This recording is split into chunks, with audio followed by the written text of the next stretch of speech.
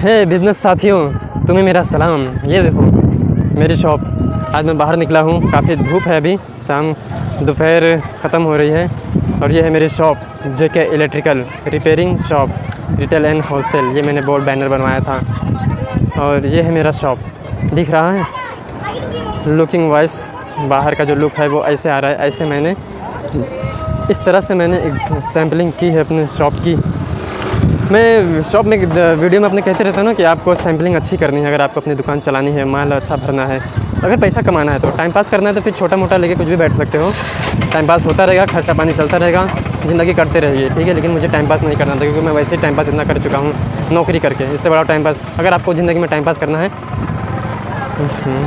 हाँ, अगर आपको ज़िंदगी में टाइम पास करना है तो बस आप एक नौकरी पकड़ लो कहीं पे 15-20 हज़ार की, आराम से आपका टाइम पास होता रहेगा, मस्त ज़िंदगी गुजरती रहेगी।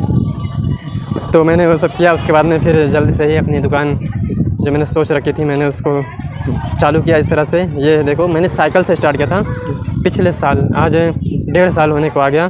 तब मैंने ये दुकान, ये जगह ली थी और यहाँ पे रिपेयरिंग का सामान वगैरह ला के स्टार्ट किया था। फिर धीरे धीरे पूरे नए सामान भी मैंने भरा। और ये जो ब्लू कलर की जो एक्टिवा खड़ी है, ये भी मैंने बाद में लिया है। पहले मैं साइकिल से सामान लाता था। मैं सच्चाई बता रहा हूँ, रियलिटी, मुझे कोई शर्म नहीं कोई, क्योंकि इस सब चीज़ से प्रोसेस से गुजरने के बाद में ही इंसान एक कामयाब होता है। तो पहले साइकिल से मैं माल लाता था, गोनी में 2 गोनी में मार्केट जाता था, लाता था, इस तरह से देख रहे हो। बाद में जब कुछ 6 महीने बीते, कुछ पैसा इनकम मेरा चालू हुआ, आमदनी होने लगी, तो फिर मैंने एक्टिवा निकाली। और इससे मेरे को काफ़ी मतलब मदद हुई है। ये एक्टिवा ऐसे है कि एक रिक्शा है, समझ लो। इतना माल इस पर आप ला सकते हो, आगे रखो पीछे रखो, काफ़ी जगह होती है, बहुत माल आप ला सकते हो बिना आदमी का अकेला कन्हा बांध के, कैसे भी, ठीक है। तो मैं अब अपनी दुकान की तरफ आ रहा हूँ। देखो ये एरिया भी अपना दिखा देता हूँ जहाँ मैं रहता हूँ। नासिक काफ़ी मतलब कोई स्टैंडर्ड एरिया नहीं है, झोपड़पट्टी ही है, गरीब एरिया है, पर शहर है, सिटी है, ठीक है। शहर में रहने के फ़ायदे बहुत सारे होते हैं। इस तरह से आपको कस्टमर, ग्राहक, पॉपुलैरिटी ज़्यादा मिल जाती है और अच्छा खासा इनकम करता हूँ। इतना अच्छा इनकम करता हूँ कि एक सरकारी नौकरी वाला भी मेरे आगे फेल है। मैं आपको बता नहीं सकता हूँ, ठीक है। बस खाली मैं आपको एक हिम्मत देता हूँ, नॉलेज देता हूँ, आपको कुछ सीख मिल सके। और जो दुकान खोल के परेशान है, नाकाम है, वो अपनी कामयाबी को ढूंढ सके कि मैं किस तरह से कामयाब हो सकता हूँ, क्या करूँ अपने धंधे के लिए, बिज़नेस के लिए। तो थोड़ा मैं लाइट भी ऑन कर देता हूँ। मैंने दुकान भी चालू कर लिया और ये मेरे अंदर का है, देख रहे हैं ना आप। ये देखो, अच्छे लोग देख के डर जाते हैं मुझे कि मैं भी छोटा सा इतनी उम्र का। मुझसे आके लोग पूछते हैं कि ये दुकान किसकी है, तुमको किसी ने काम पे रखा है क्या, माल वाल किसने डाला, पैसे किसने लगाए हैं, ये सब चीज़ में। पर उन्हें नहीं पता कि ये सारी की सारी मेरी मेहनत की हैं। जो मेहनत करता है उसको बचपन में भी कुछ भी खड़ा कर सकता है, कुछ भी कर सकता है, ठीक है।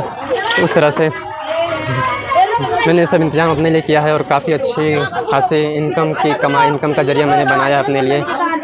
ऐसा ज़रिया बनाया है कि अब क्या ही कहूँ, काफ़ी मतलब फ़ायदा हुआ है इस दुकान से।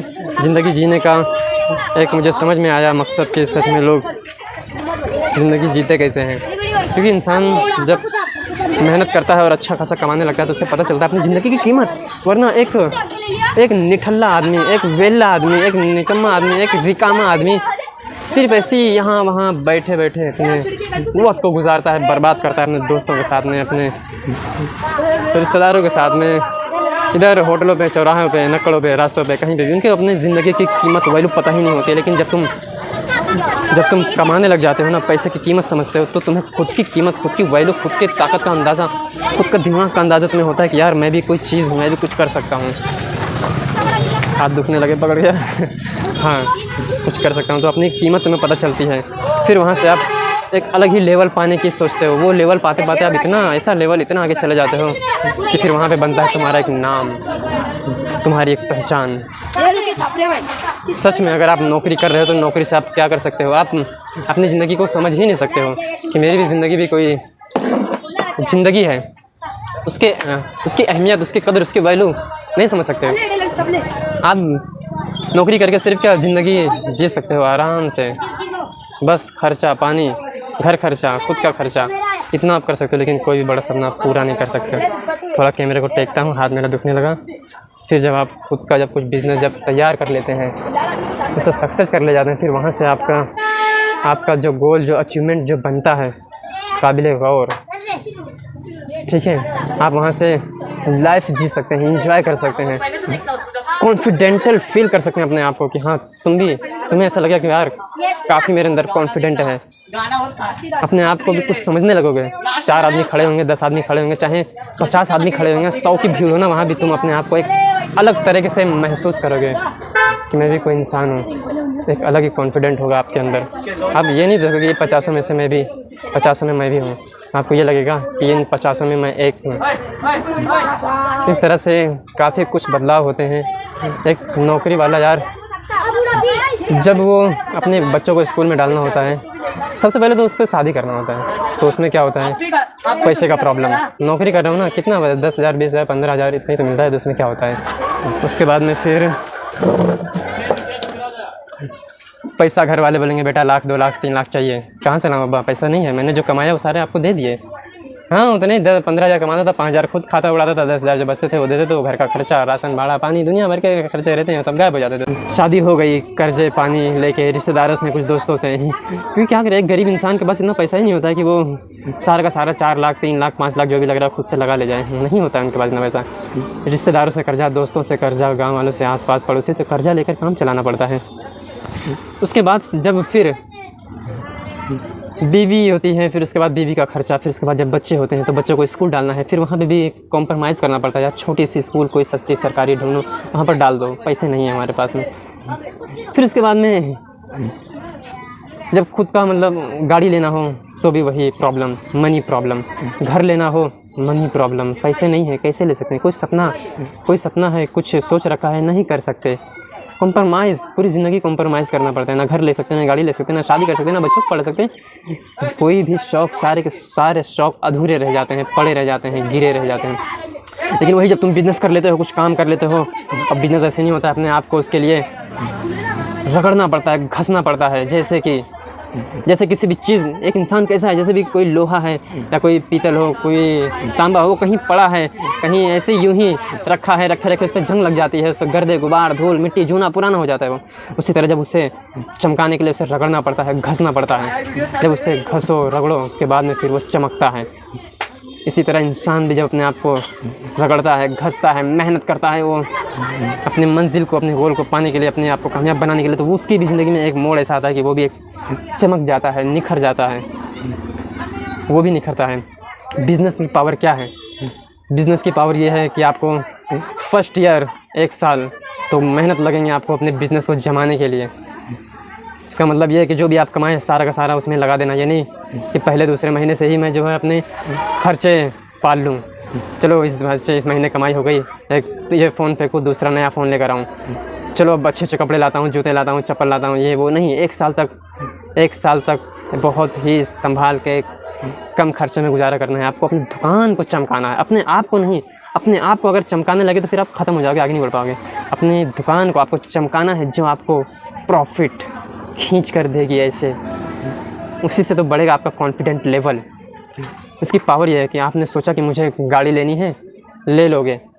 आपने सोचा, जब बिज़नेस उस लेवल पहुंच जाता है ना, जब 4 साल 5 साल हो जाते हैं ना, फिर आपको घर लेना है, यूं ही ले लोगे। कोई भी परेशानी आएगी ही नहीं, सारी की सारी परेशानी आपकी यूं चुटकियों में दूर होगी जब आपके पास पैसा होगा। हाँ सही कह रहा हूँ मैं, आपका कोई सपना अधूरा नहीं रह जाएगा। जो जागते में जो आप देखते हैं ना, चुटकियों में पूरे होंगे, लेकिन उसके लिए आपको तपना होगा सोने की तरह। जैसे सोना पहले एक आकार में, एक अच्छे निखार में, एक अच्छे लुक में आने से पहले वो आग में तपता है, जलता है, पिटता है, काफ़ी चोट सहता है, काफ़ी मुश्किलें, उसके बाद में वो निखरता है और बाज़ारों में उसकी करोड़ों की लाखों की कीमत लगती है। बड़े बड़े लोग आते हैं उसे देखने। इसी तरह आप भी हैं, अपने आप को चमकाओ, घिसो, पिटो, मेहनत करो खूब। आपका भी एक वक्त आएगा कि आप भी अपने आप को समझ पाओगे, पहचान पाओगे, वरना अभी तो हमारी पहचान ही गायब है कि मैं भी कोई चीज़ हूँ।